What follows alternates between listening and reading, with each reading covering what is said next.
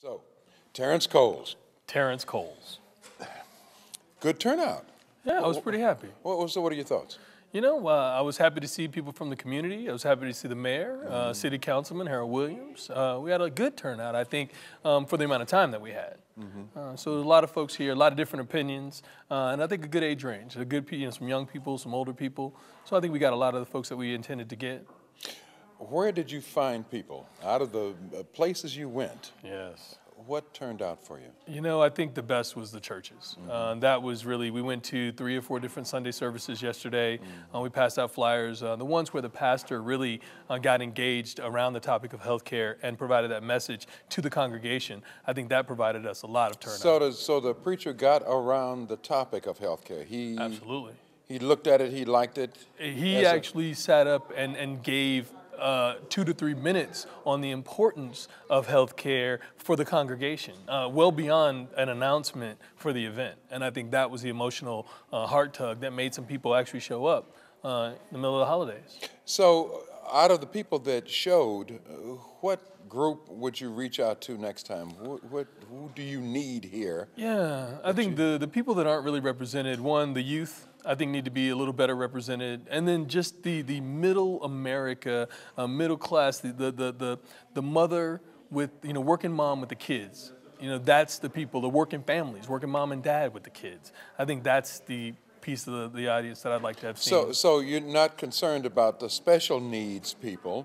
You're much more concerned with the larger picture, youth, young families. Yeah, well, I think that those are the people who are most affected by the changes in healthcare. Those are the people who are currently being taken care of or are currently happy not being taken care of until something happens.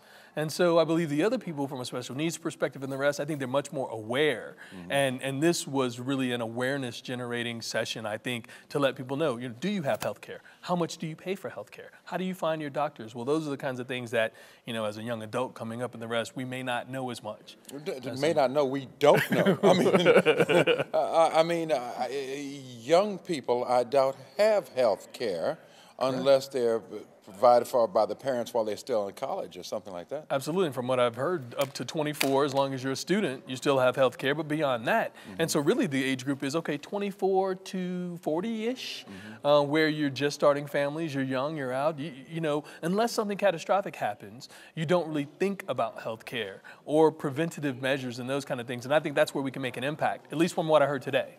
So where are you going next time to find people? Or are you going to continue with this process? Well, absolutely. I think, I'm devoted to, the issues of healthcare with my nonprofit around HIV and AIDS. I continue to reach out to the community colleges, the college environment. I'll continue to carry the message about healthcare, I think, to the youth.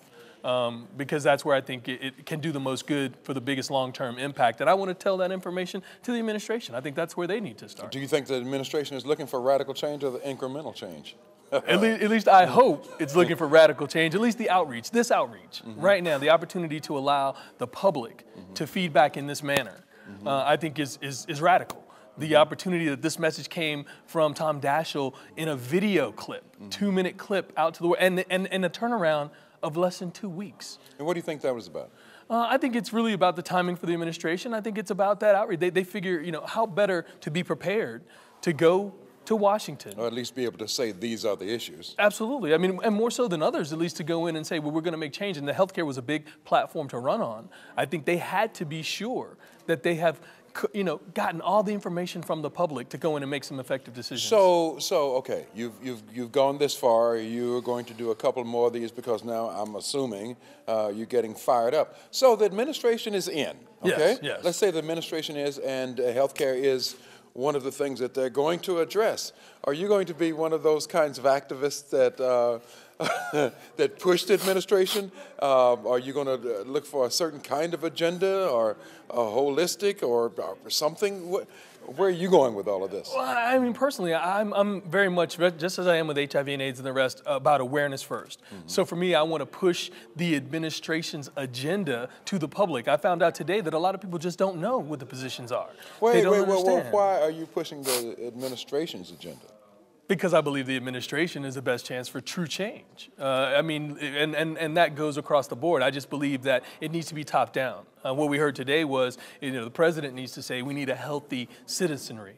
We need healthy citizens. So if it needs to come top down, then I need to be one who can affect that change based on what policies they can enact. And then based on those policies, if they do or do not meet the needs of the people, then we communicate that back upward. But I believe that this is an opportunity to try to push down these thoughts of radical change that are there, that are different from what we may have seen prior.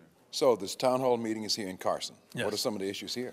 So some of the issues here in Carson are really around the more impoverished communities, areas where citizens do not have health care, they're either jobless or homeless or lower income, and I think that places a burden on some of the more middle or higher income folks here in the community, and I heard clearly that that needs to be addressed. So here it's about understanding a plan that will not necessarily tax those who have health care, can afford it, but provide opportunity for those who do not. Well, we also heard that some folks are not quite sure what universal health care is. Correct. I think there needs to be a definition of a baseline of health care for everyone. And I think that would apply here in Carson particularly because that baseline might help to solve some of the issues that we heard this evening. What about the notion that Carson is an incorporated city, very small, well, 20 square miles, I guess. Yes. But inside of Los Angeles, are there specific issues as a result of that? Yeah, I think that a lot of it is really because it has its own population, its own facilities to maintain. It has its own burden as a city on its resources. And so I think you do find that, and it'd probably be much different if we were talking to Mayor Villaraigosa in Los Angeles and the burdens on the LA economy, which I think Carson is a microcosm of that. Okay. By being within it. So now we had the mayor here. Yes, we did. Yes, we did. And what were his issues? Was he supportive? Did he? Very supportive. I think the biggest thing was, he felt the need to be present. He really felt the need to reach out to the people. I think what he saw most intriguing was, first thing he asked me was, so who's here? What areas of the population are represented? And so genuinely, I think he cares about reaching out to those as elected officials must. But I think he really took some genuine concern in hearing those issues as we're trying to raise them on a national level. I think, certainly for a mayor of a city, he needs to be involved in those issues in his community as they get raised to the state and the federal level. Well, Terrence Coles, thank you. I think this was great, man. Let's see what happens next. Well, thank you very much. I appreciate you coming out.